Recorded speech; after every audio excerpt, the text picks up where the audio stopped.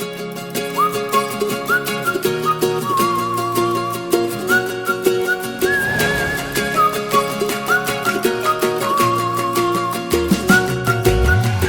you looking for a fun and informative podcast all about training working dogs?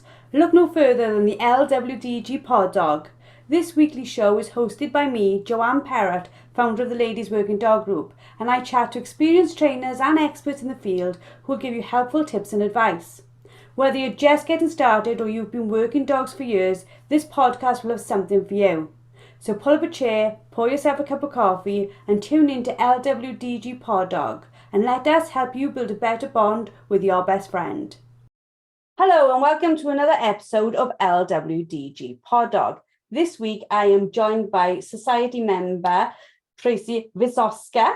How are you today, Tracy? I'm good, thanks, Jo. Thanks for having me.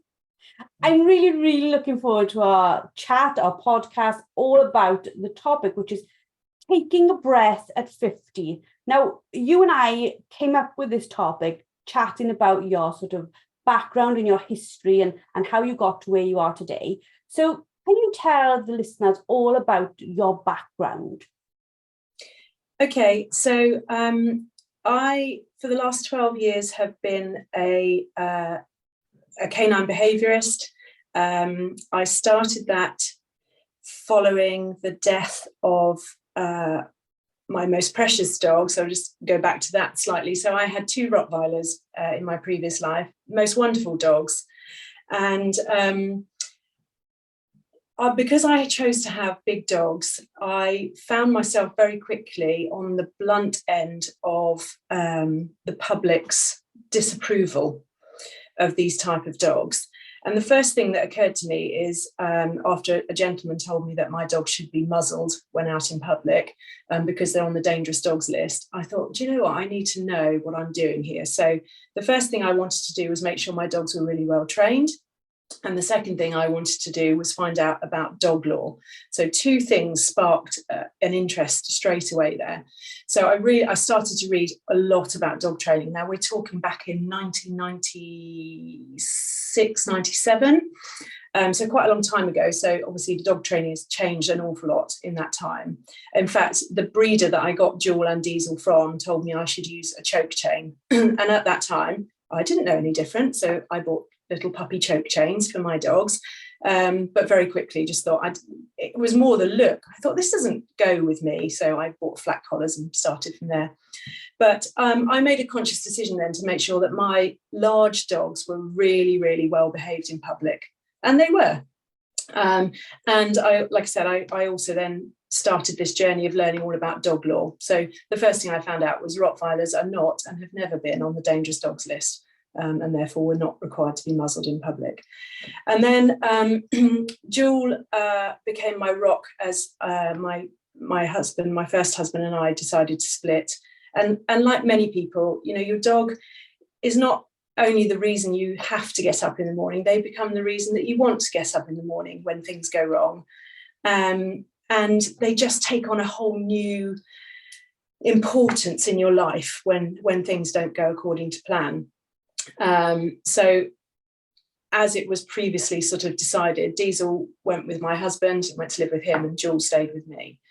And she just became even more important in my life. And I was working in the corporate world then, and Jewel died from complications relating to Cushing's. And within about 3 days of her dying, I resigned my post in the corporate world. I remember sitting in a meeting, just listening to people chatting and just thinking, I don't think I care about any of this anymore. You know, it was just all nonsense. And so I resigned there and then, and I took 3 months off work to get my head around losing Jewel, and I started studying. I joined the Animal Care College and started studying introduction to canine psychology, then intermediate canine psychology, and then advanced canine psychology. And it took me about 4 years to do, all in all. It was quite a lengthy process because you look at everything from diet and body language and everything. It was massive. And so Jewel, I then started my business, and Jewel was that legacy. Her death prompted me to take my life in a different direction. And even now, I still well up thinking about it sometimes, thinking this was all down to her. You know, the fact that I chose to have Rottweilers, and she really taught me the importance of being a really good dog owner and the importance of training. When you first mentioned this to me, we weren't arranging a podcast about it. We were just talking about ways we were working together, things that we could do. And then when you told me all this, I was like, oh my God, you should really do something like a masterclass or do something. But then you talked to me a little bit more about what happened as you processed or as you went down this process. Can you tell us a little bit more about that? I guess, I started off like everyone does, with huge amounts of enthusiasm. When you're learning new things, you just become a sponge for all this knowledge. There literally seems to be no stopping point. You just seem to be able to take on so much, and there's enthusiasm running through every vein in your body. I set up the business, I set up the website. I was just oozing enthusiasm. And it upsets me even now when I hear dog trainers say, oh, I work with dogs because I don't like people. And I think it saddens me, because actually I love people and I love dogs and I love people with dogs even more. And it's the people who pay the bills, and it's the people who decide whether to keep re-engaging you when you're training their dog. So you've got to be good with people if you want to be a good dog trainer. So I set up the business, and the three kind of cornerstones of my business were behavior, training, exercise. That was kind of my company logo.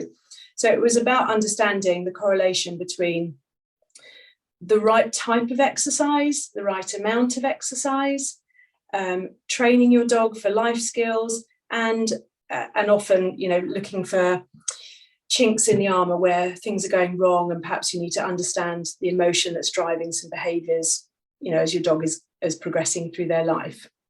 So that was the route that I took, that these three things were intrinsically linked. And you loved, like you said, the business, and you loved everything that you were doing. What made you decide to take a breath and to step back from everything? Because you told us briefly there was, the sad passing of your Rottweiler meant you wanted that life change. It was it was the catalyst that said, right, we're going down this path. You were loving going down this path. What changed for you to not feel the same about that path? Gosh, that's how long have you got? Long time. So there's when you are in the industry of working with dogs and you want to do it really well, there's a huge emphasis, and rightly so, on continued professional development. And I think that's really, really important. But it does add quite a lot of pressure if you want to do it well. There's lots of seminars, there's lots of getting other trainers to observe you on a regular basis. You're going to observe other trainers on a regular basis. A lot to fit in around just doing your core role. There's so much information out there, and you and the rest of your team know that everyone's an expert when it comes to dogs. The guy in the pub, your next door neighbour, the postman, this, that, and the other. And that can sometimes feel really overwhelming, that you're sat there almost screaming behind the scenes going, I don't mean to be rude, but I'm the one with the knowledge. Why don't you listen to what I have to say? And that can be incredibly frustrating. I just felt like my head was going to explode at times. And as a very typical woman suffering from imposter syndrome and focusing on when my help wasn't going as well as I wanted it to. So you get someone, so owners, I guess by definition of the fact that most of us are on diets in our lives, we always leave the problems till they're too late, or they've got so big that you suddenly think, oh my God, I really need to deal with this. And when it comes to dog behavior, that's really dangerous. That if you've got a problem, you need to seek help early doors. Don't think that it's just going to magically get better or what have you. And so owners often, not always, but often leave problems until they become almost insurmountable. And then what they do is seek out the help of an expert. And one of the first questions I found was I was always being asked is, how long is it going to take to fix? And that for me was one of my red flag moments, because that shouldn't, I understand why it's your first question, because you've left it so long, you now want to fix it quickly.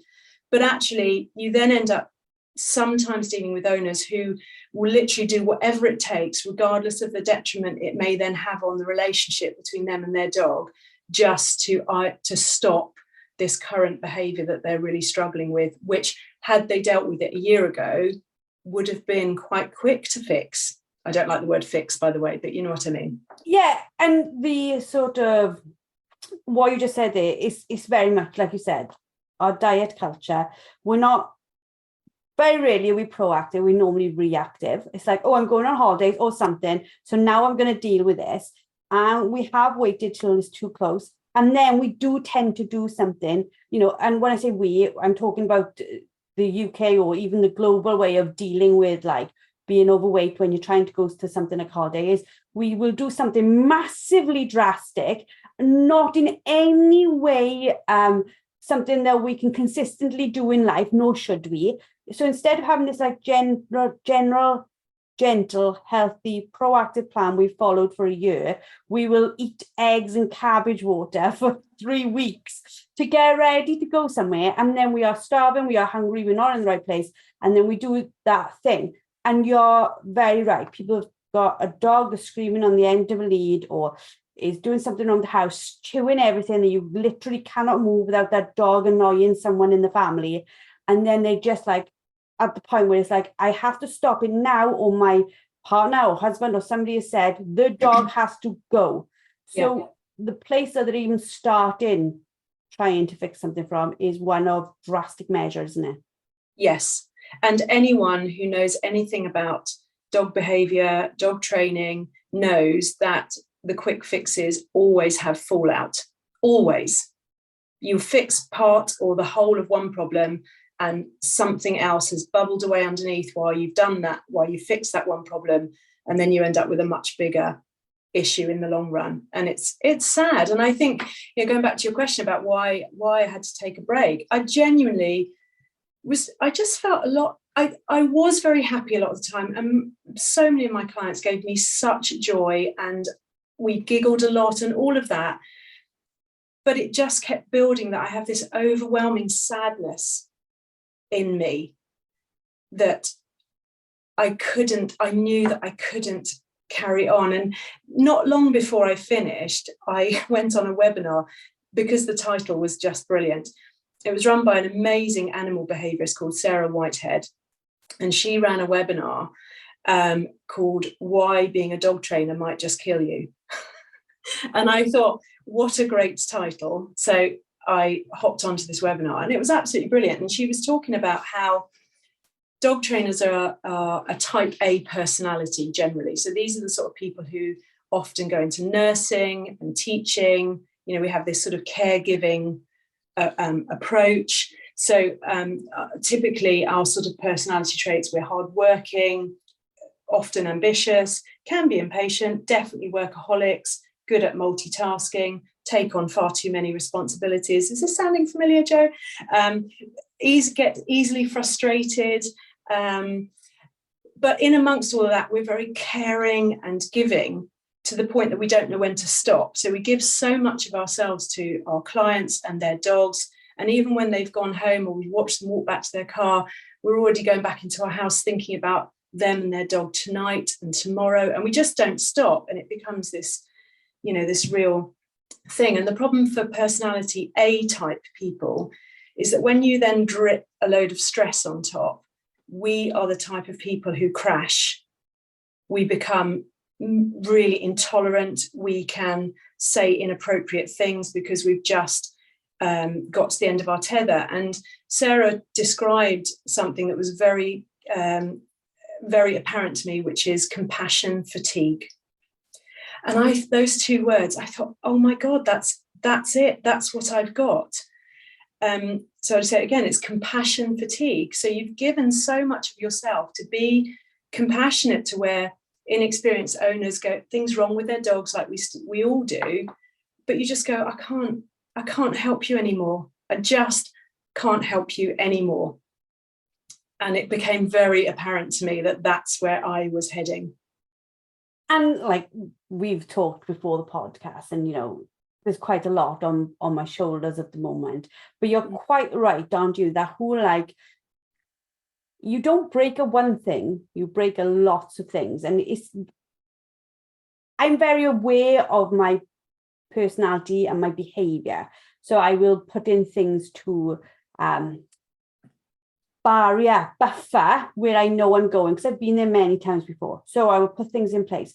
But it is very, very difficult, like you said, when something is so important to you and so absorbing of your time. Putting the barriers in place for that is not as easy, because it's something that you love so much, you don't want to step away. But if you don't step away, you're going to end up hating the thing you love. Yes, absolutely. And it is really, really difficult. And I remember thinking years ago when I did some human psychology, because there's a lot of crossover and you are dealing with people every time you deal with a dog. And let's not forget that. Stephen Covey, who wrote the book about how to win friends and influence people and all of that sort of stuff.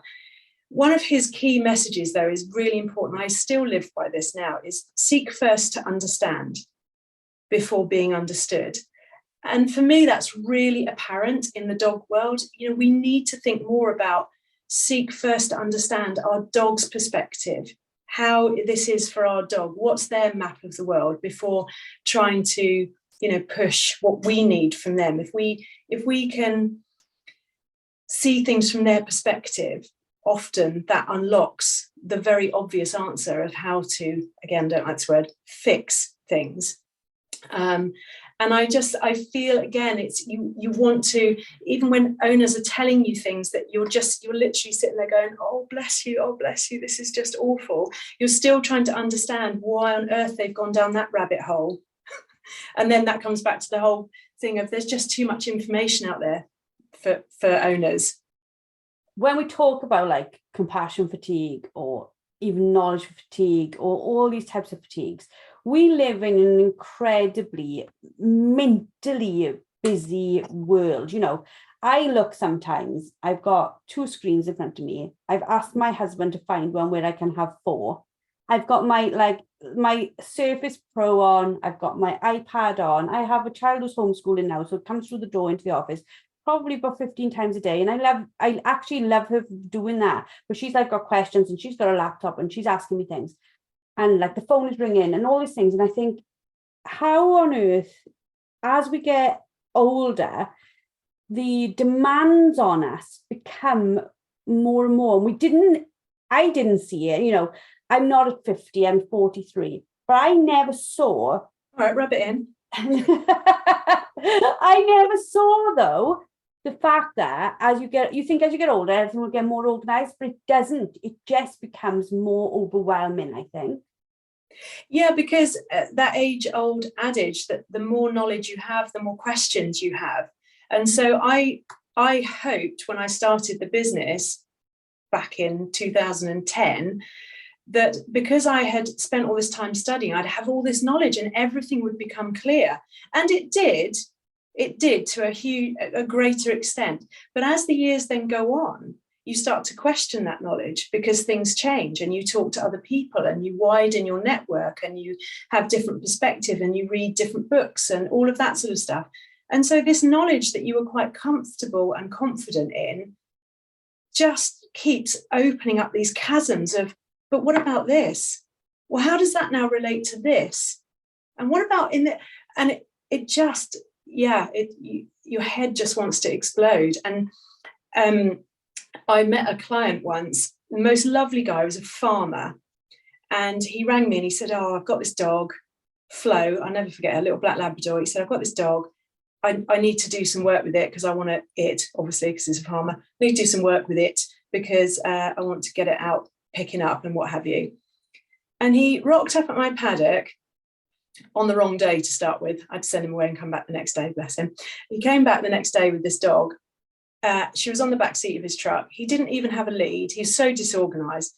But this little dog jumped out the truck. We walked up the path to my training paddock. This little dog just walked by his side, just looking up at him like that, and he's chatting along in his dirty overalls. And I said, what is it that you want to work on? And he just sort of said, oh, some stop and this, that, and the other. And it was the most beautiful thing. And I sent him away after 20 minutes. And I said to him, you don't need me. I said, you're the person who reminds me of why we need to strip everything out with our dogs, because what you've done with your dog from the day dot, you've just been present. You've just been with her. You're just hanging out with her. You're not putting any constraints on her.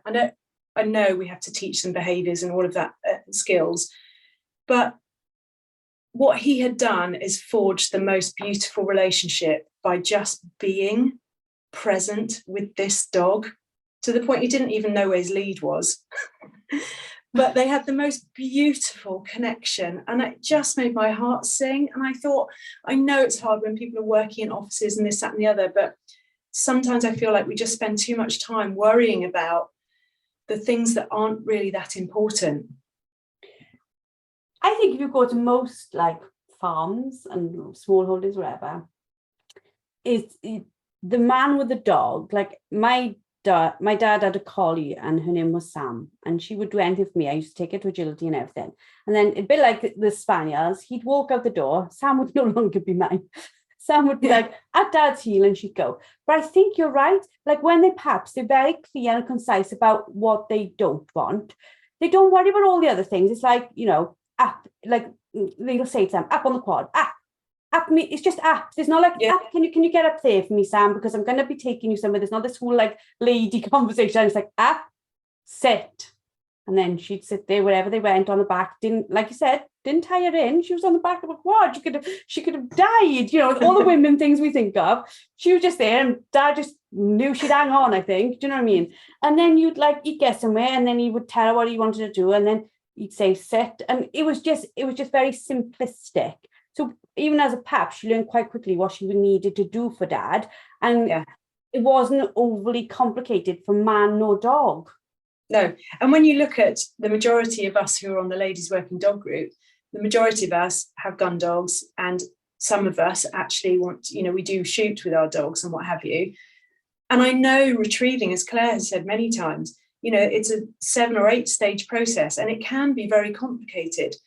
But the actual beauty of it is it's just a dog working with a human with the same goal in mind, understanding each other, respecting each other, giving each other guidance and space, but just working together. And I think, again, going back to why I've had to take a break, with COVID and what have you, you had many people getting dogs.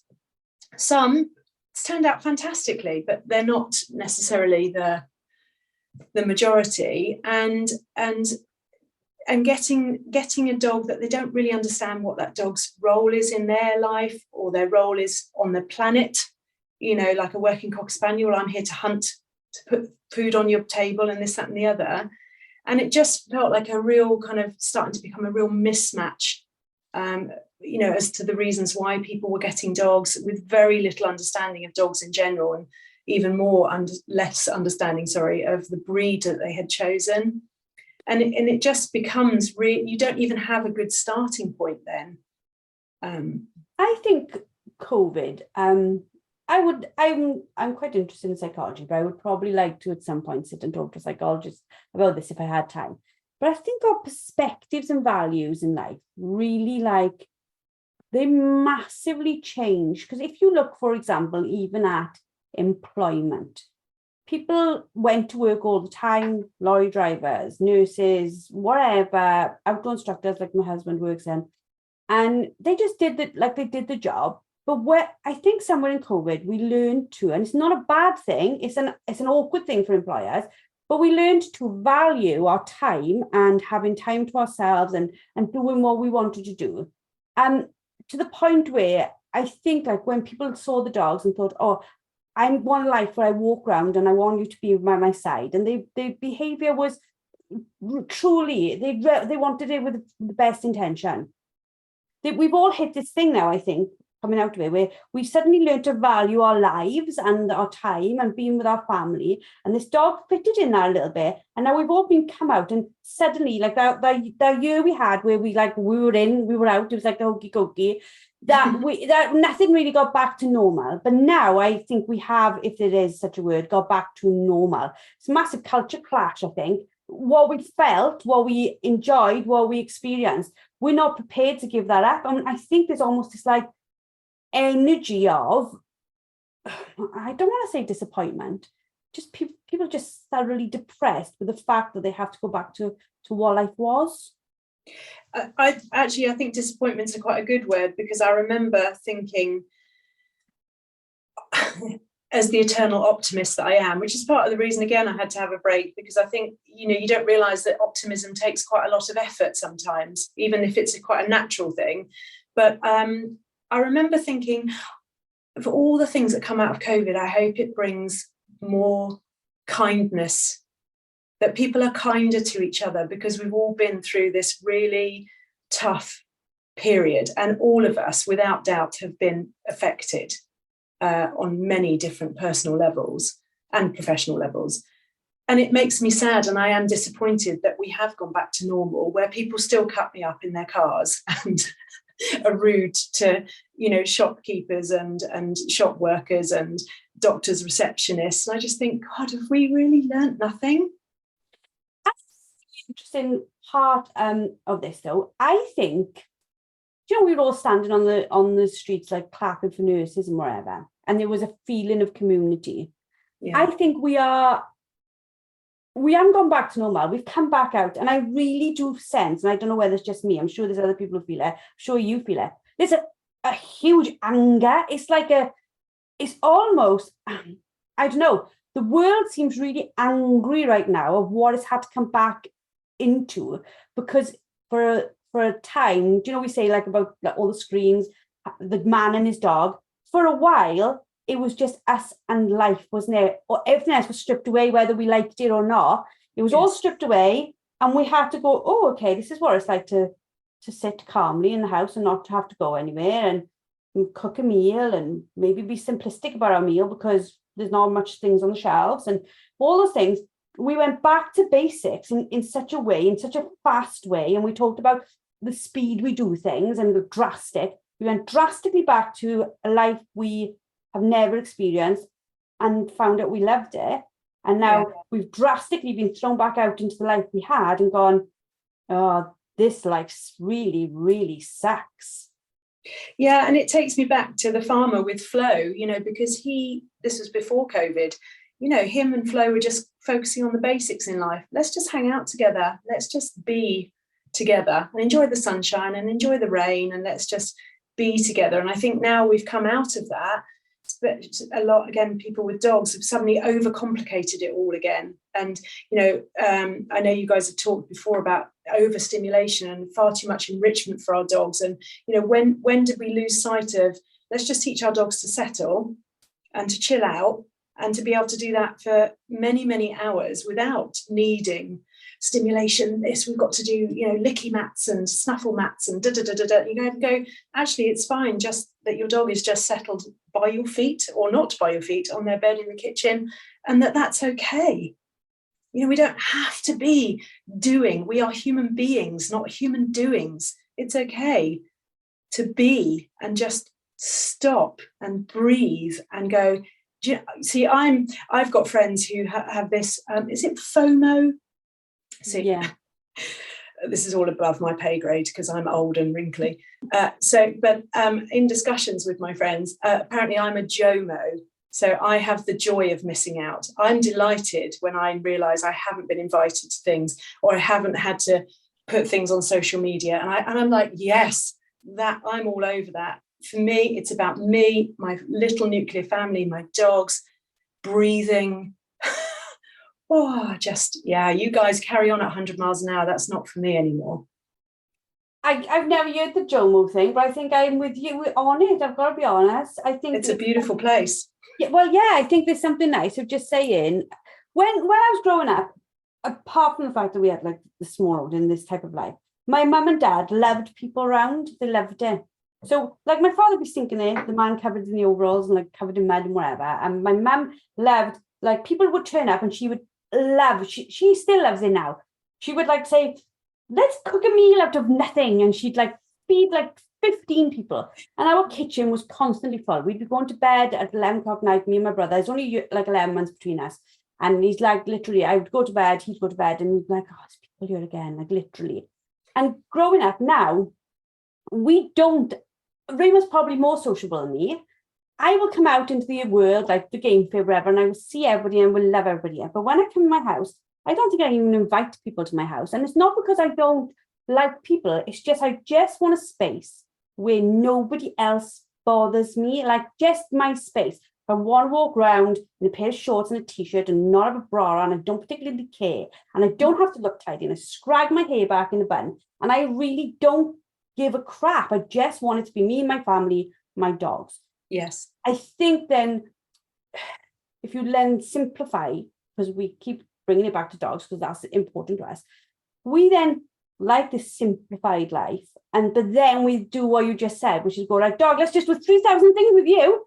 Well, perhaps the dog, if you turned around and I could have this conversation, would like to say, well, I would just like to hang around looking like crap too with you and not doing jack, because quite frankly, the best life I have is when we go out for like half hour, we throw a little bit of a dummy around, you laugh, we laugh, or we enjoy it, my tail wags, we come back in, we sit down, and then we watch like Top of the Pops. But Top of the Pops is get old now, but you know what I mean. It's that whole like chill out life. Nobody, I'm sure if we spoke to our dogs, no one of them would say, oh my God, I really would love it if you could just keep me occupied all the time.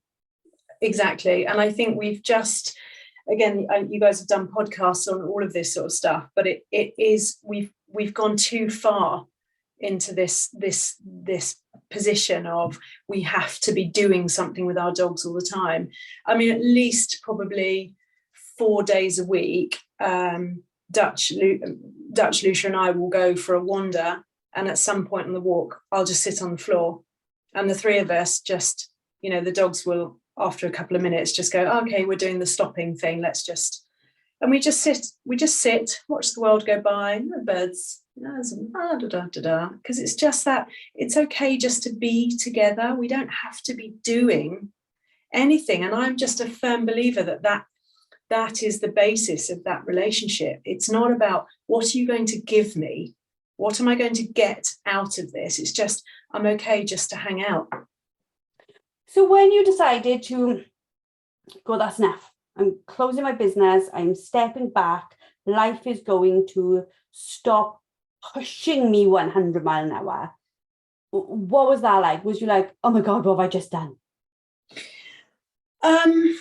No, not straight away. Straight away, I was like, it's like, when you've been putting off a decision, and even when you then make it, even if it's the wrong decision, you take relief in the fact that you've made a decision at last. So the initial euphoria can last for a while. And mine was coupled with extra euphoria because I made the decision to get Dutch. And we put off getting a second dog, partly because, again, controversially, I'm a firm believer that if people have got children, if you're going to bring a new puppy into that, unless you really know what you're doing and you've got loads of time, your youngest child should be at least 7 or 8 years old, so that you're not trying to manage both things. A child that age, you can talk to them about the rules, like you mustn't do this, this, this, and this with the puppy, and etc., etc. So I had the double joy because I was stopping the business and I was getting Dutch. So for me, it was perfect.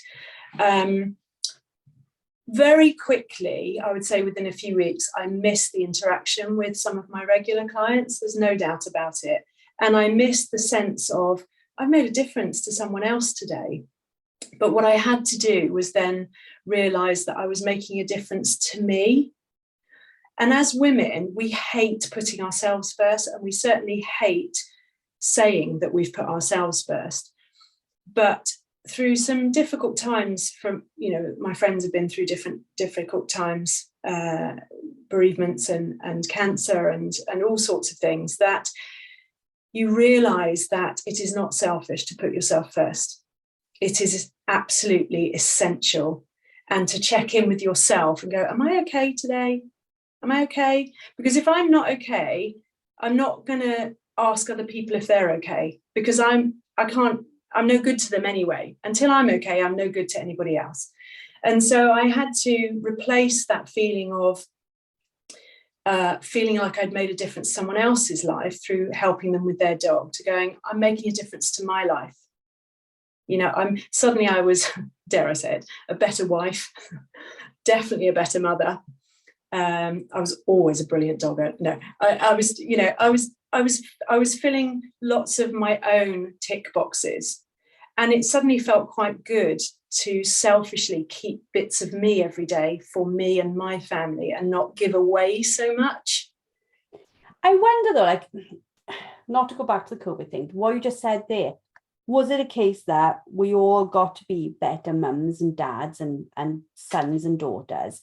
And because we had time to be with people and help other people who were very, very important to us to have a better day. And now we've gone back to work.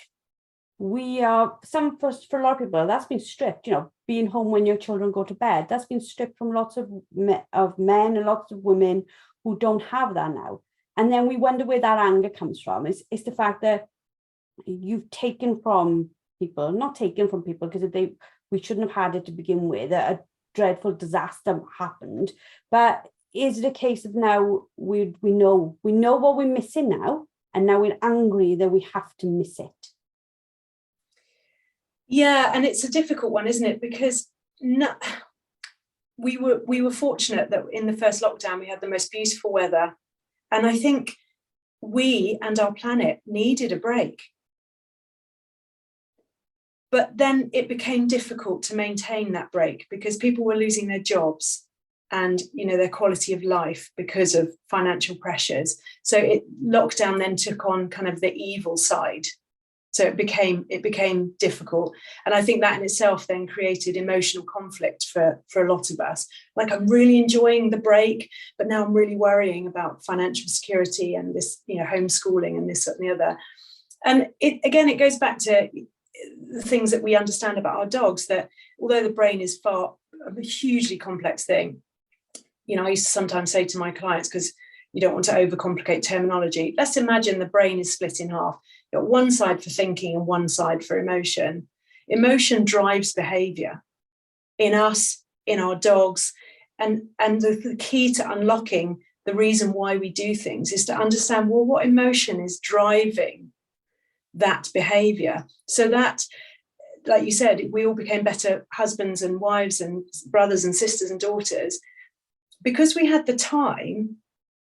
Our emotions were more stable and happy, and so our output was better. It was more joyful and calmer. But as soon as that emotion begins to change, we turn into worry or panic or stress. What we then see is this different output, this behavior towards other people or what have you. And we see this in our dogs, which is why when you do lots of work around canine behavior and stuff, that you really want to get to, well, what's driving the behavior? I know the owner wants to change the behavior, but that's just the output. What we've got to do is unpick what's driving that and how do we change that, because the behavior then will moderate itself or change into something different once we've unlocked what's driving it. I'm an obsessive reader like you are, and I love to learn. And I read a book, I'll find it and put it in the show notes. It was by a lady called Brooke Castillo, I think that's her name. And she explains this whole process about feelings and actions now. But she said every feeling you have is initially a thought. And she says, there's not a feeling you have that wasn't a thought. So for example, I see my husband, he's got chocolate, but my thought is, oh, he's got chocolate, and then I feel amazing. And she said that for a lot of us, if we could learn to control the thought, we can control the feeling. Anyway, she goes into it in depth. It's very, very worth reading. But if you think about it with our dogs, we don't know what the thought was. We don't know what the feeling was. There was definitely, without doubt, regardless of the brain of whatever animal, there is a thought. There is oh shit, he'll kill me, so I'm going to fly away. Or there is something that makes their behavior. I think it's very important we understand that sometimes when we are dealing with a behavior, there is a thought behind it in your dog that it might not be very easy for you to see. Does that make sense? The dog might be doing something just because of a thought, just like you do things because of a thought. Got to work out what the thought was. Although we can never know exactly what that thought was, we've got to try and work out what we possibly could see it being. Yeah, and it's a tricky, isn't it? Because the thoughts of our dogs are without doubt far less complex than ours. And yourself and your lovely colleagues on LWDG, will be the first to get frustrated when owners anthropomorphize their dogs and give them all these human attributes. We were talking about consent. You were talking about consent on a podcast recently, and Samantha Thornycroft Taylor and I were discussing this in one of our post lesson cake eating, tea drinking bits. And we were talking about how consent really feels like a human attribute, because consent means you've thought through all of the options available and all the consequences on every single one of those options. Is a dog really capable of that complex feeling? I don't know, but I don't think so. When you look at what brings them joy in their life, oh, bird, food, tummy tickle, let's keep it nice and simple. So I think you're right. It starts with a thought, but I genuinely think our dogs' thoughts are simpler than perhaps we sometimes give them credit for. And wouldn't it be lovely if we had such simple thoughts? I gotta be honest, I think I'd like to live in life when I went food, tummy rub, that's great. That's because we do overthink things, but then we overfeel everything. That's why I took a break, Jo, because that was me. I'm thinking, I just want my thoughts to be simpler. My brain is exploding with all this information, all this continued professional development, all these not conflicting, that sounds really negative. I don't mean it like that, because I was still very much a sponge for knowledge, but it gets a bit lost in translation sometimes. There's just too much and it's hard to block it out, even if, like me, you're not really on social media and so you go out to find research, but it's still there. I definitely understand why you did it, and there have been so many times in my life which I probably been forced to take a stop. Like each brain tumor operation, I've had to be forced to stop thinking. My brain simply couldn't think. So for example, after each operation, if I pick up like an iPad and go on social media, after it's hardly anything, after about 10 minutes, my brain just stops thinking. It's like, whoa, no, you've injured yourself here, you need to stop.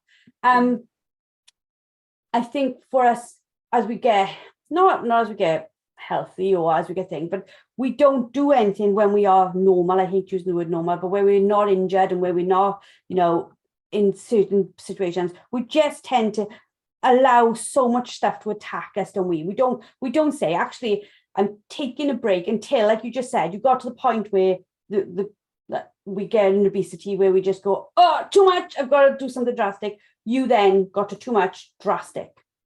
Yeah, and I think we don't do enough inward thinking until you take a break.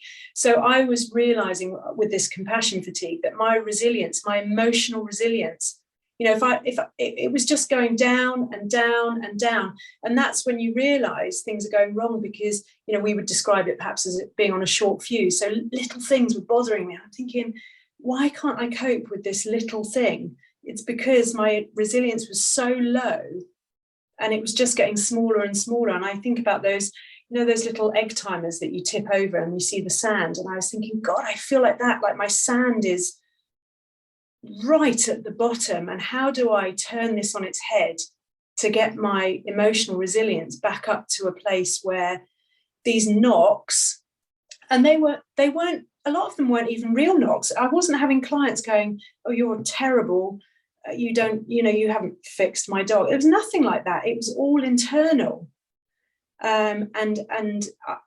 So I was my own worst enemy, but nevertheless, I noticed how low, or how not low, how lacking in resources I was. I'm sure there's loads of people listening. They're like, oh, I'm either there now, or I've been there, or I've been there many times. For you, once you'd like stepped away and you'd had this time and taken this breather and become a better wife and a better parent and all those things, there is a time, I think, where you decide, okay, well, I can't like completely be excluded from the world forever. How have you managed coming back as, you know, Tracy 2.0, who can like actually balance how she moves forward? Yeah, that's a really good question. And whilst I feel like we do create our own destiny, I sit on the fence with fate, because things do happen in your life. You think, oh gosh, that's amazing. So I was at the Cotswold show back in June, and bumped into Lady Bathurst at Cirencester Park, and she had just launched this charity, the National Foundation for Retired Service Animals. And because I saw the picture of a German Shepherd and this, that, and the other, and I thought, I'm just going to see what that's all about. And cut a long story short, I'm now on the management committee for this absolutely incredible charity. And it feels like dipping a toe back in the water. So I'm working with dogs very loosely. I'm spending time with some incredible people. I recently got to spend the day with Thames Valley Police dog training unit. I got to cuddle an 8-week-old Malinois. Oh my days, that was delightful. And then I got to watch some of the bite dogs in training, which is just incredible. And I guess because a lot of the trainers are men, I still had this view that, oh God, I bet the training is quite harsh. They're all over positive reinforcement. They use clickers.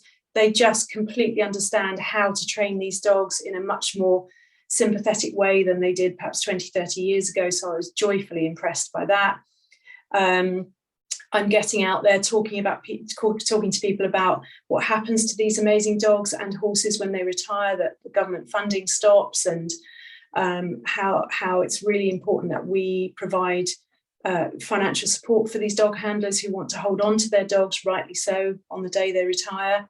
So Tracy 2.0 is now someone who, I feel like my emotional resources are back up to a decent level. I've absolutely loved meeting Samantha Thornycroft Taylor. She and I have the most wonderful training sessions with Dutch. She has reinvigorated my enjoyment in dog training. Not necessarily to go back to it, but just being around someone else who's really passionate, but also, doubts herself at times and that sort of thing. It's, that camaraderie has been lovely. So the charity's, like I said, a bit of a stepping stone back into the real world, meeting people, talking to people, talking about dogs with people, which, as you can see now, it still brings such a smile to my face. Dogs will always be part of my life, and I love people, but I'm still not sure which absolute direction I'm heading back into. I love Sam as much as you do. And I think if you asked Sam why she's a group expert, I don't know, I've never asked this question, so maybe after this I'll phone and say it.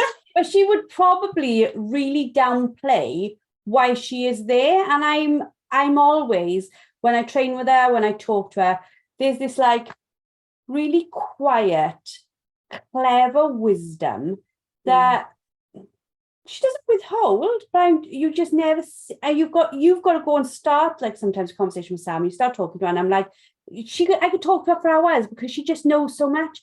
And I love her to death. I love all our experts to death, but I think Sam is probably one of the experts that people might not think of first to go talk to her. But she's fabulous, absolutely fabulous. I wouldn't have her sitting there as one of our group experts if I did not think that there's not a person who would go to her and talk to her where she wouldn't turn around and say, I'll do my best to help. She's that person. Yeah, and I think what Sam possesses as well is that she has a plethora of dogs. I think the last count was 8. She was contemplating a 9th. but she's got Marshall, this kind of protection dog, very complicated dog. She's got Tracker, another very complicated dog. I think she's only got 2 dogs that are her own from puppy. So what she brings also to the group is this: I've taken on loads of other dogs that have had problems, and I've worked them through, and that gives a different perspective. Because when you were having podcasts previously on things like correction, which again I have views on that, but one of the things that perhaps doesn't always come up in conversation, because I guess the majority of your ladies have got dogs from puppies who are bred well. These are genetically sound dogs, so you're starting from a different standpoint than a dog who has been beaten within an inch of its life, has got really bad genes, come from a puppy farm, the mother had a horrendous pregnancy, stress. When you're dealing with those 2 dogs at the same age, for example, their map of the world is so different. And what Sam brings is that understanding that, under normal circumstances, I would correct that dog. But for this dog, I can't do that, not yet, and not like that. I've got to do this differently, because this dog is very, very, very, very different in terms of its upbringing. She's very wonderful, as are all of them, of definitely working with the dog in front of her. Yeah. And not generalising, which I adore. Coming away from Sam there a moment and going back to your NFRSA, when you started telling me about this, I know we're going to do a podcast separate to this about this charity, but I would like to just briefly touch on it now before we close, just for people who are like, well, what is that about? Can you just explain quickly why the charity is about and why it's important we support it? Okay, so it came about as an idea about 6 years ago when Lady Bathurst was the High Sheriff of Gloucestershire. So she was involved very much then with the police and fire and prison services within Gloucestershire. And it just became very apparent that on the day, if we've got prison dogs, fire dogs, UK Border Force and police. Let's just focus on police. That's one people that everyone knows. There's about 2,500 serving police dogs across the country at the moment, and they are general purpose dogs. So usually your German Shepherds or German Shepherd Malinois, Dutch herders, and then you've got your search dogs, which are usually Labradors or Spaniels, and there's a few other joyful mixes in there as well. But on the day that these dogs retire, the handler is faced with a really difficult decision. They can either pay £1 and legal ownership transfers to them, or they need to rehome the animal because they know that at some point there's going to be astronomical, probably, vets bills that they just cannot afford to pay. It's a huge number, but 99% of the handlers keep the dogs because these dogs have saved their lives. They've worked with them. As the handlers say, I spend more time with my dog than I do with my wife and kids because I'm on shift with them for 12 hours, etc. So they take these dogs on. But so we had a retired police dog, Keela. She had a stomach torsion. So this is emergency surgery needed immediately, £6,000. And the handler, of course, said to the vet, of course, save her life. And then she's like, oh my goodness, £6,000. Now what am I going to do? So she's an example of someone who can then put an appeal in to get a grant from us. And we not only managed to reduce her vet's bill by 20%, we then paid the rest of it for her. And what's lovely, this then becomes very much a two-way relationship because that owner now said, I'm going to fundraise for you. So what we give out, we often get back from those people or their extended family and friends. So these dogs, through no choice, they have the most wonderful life. We know that working dogs have amongst the best lives on the planet because they're doing the thing that they were bred to do. And these dogs have the most wonderful life with their handlers. They're just hanging out with them in the back of the police cars all day long. They're like, I am so happy. I'm just with mum and dad and this is great. But on the day they retire, it all stops. When And you told me about this, right? Like I'm getting like teary now, and it takes oh, quite a bless lot to you. get me to proper thing. But when you told me about it, I was really shocked because I thought it's a bit well, it's horrendous, in fact, that a dog that has served the country has to be in a position where, like, when they leave, like, really, as far as I was concerned, vet bills should be covered for life. They've Of course. literally kept, because the jobs they do, they keep our country safe. They do Yes. it like our police do, but search dogs, etc. They stop massive, dramatic, issues. They save people's lives en masse. Yes. I just think like it's just baffling. Army dogs, things like that, where they're going into like Afghanistan searching for devices.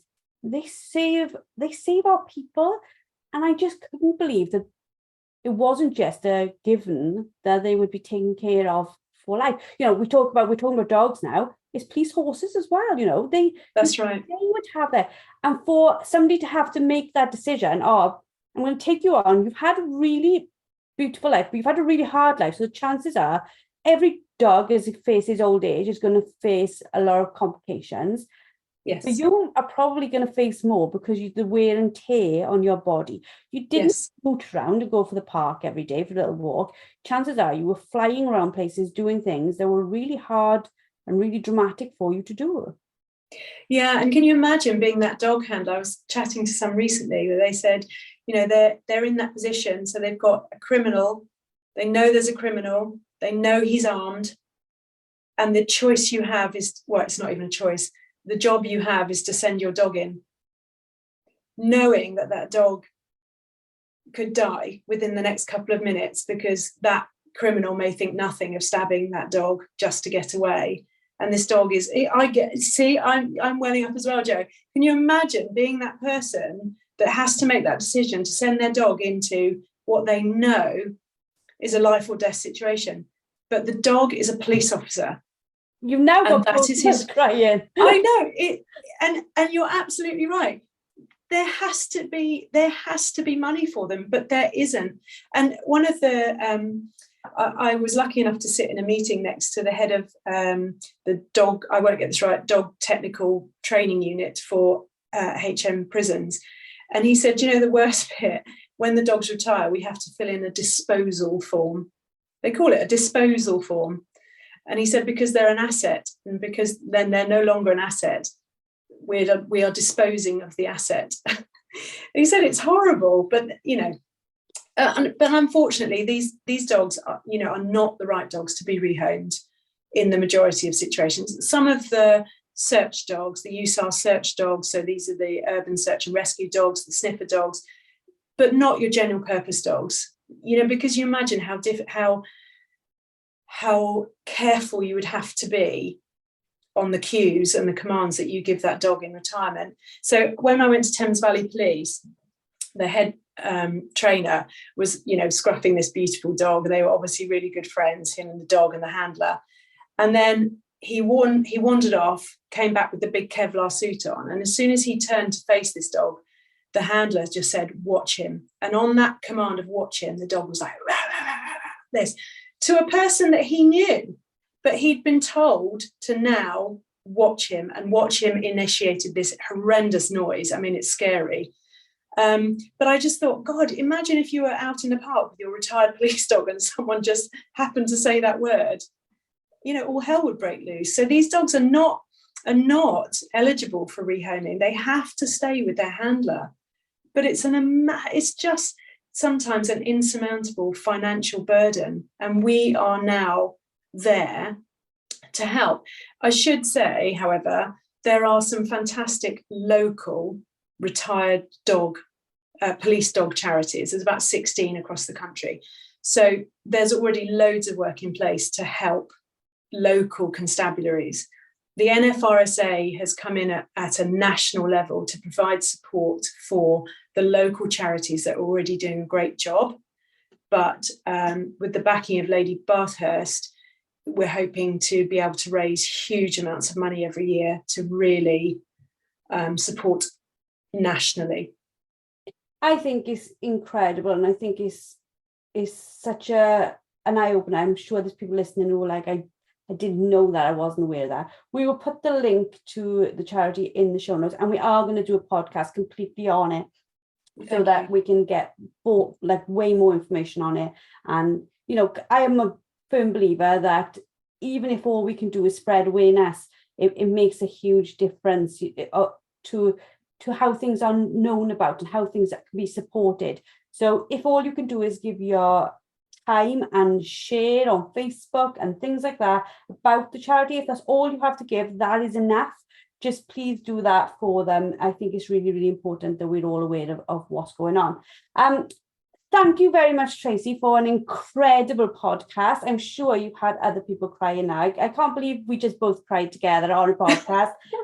Probably the first time ever. I should write it down in my memory. First time I sobbed on podcast. Oh, bless you, Jo.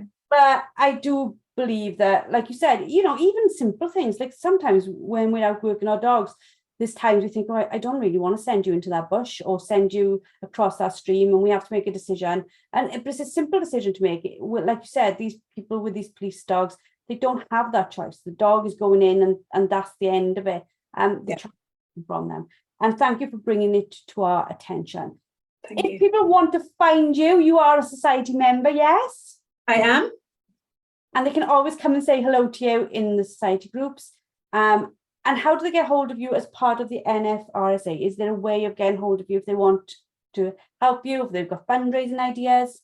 Yes, absolutely. And actually, as we grow, we will be reaching out to find regional volunteers, because we do go to a lot of shows. So we will be at Crufts in March, but there's shows across the country that we can't, because a lot of us are based here in Gloucestershire, we can't physically get to. So we will be reaching out, looking for regional volunteers as the weeks, months and years go on.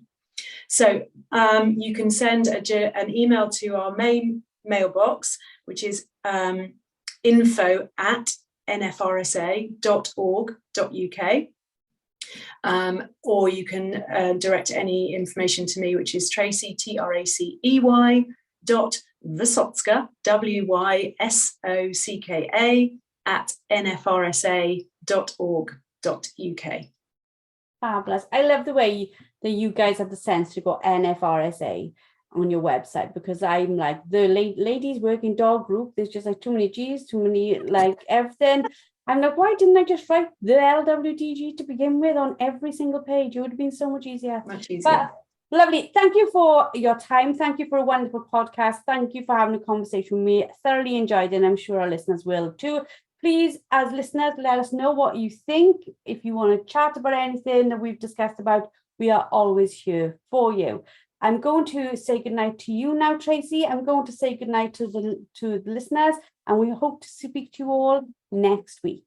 Thanks, Jo. Bye. Thank you for listening to LWDG Pod Dog with me, Jo Parrott. Now, we all know training a dog takes time, energy and patience, but our lives can be really, really busy. Don't worry, the LWDG has got you covered.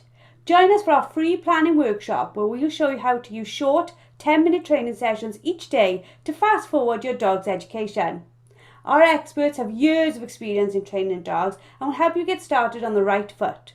Register now and start making progress with your furry friend today. Go to our Facebook page, the Ladies Working Dog Group, and click on the pinned post, or visit www.thelwdg.com.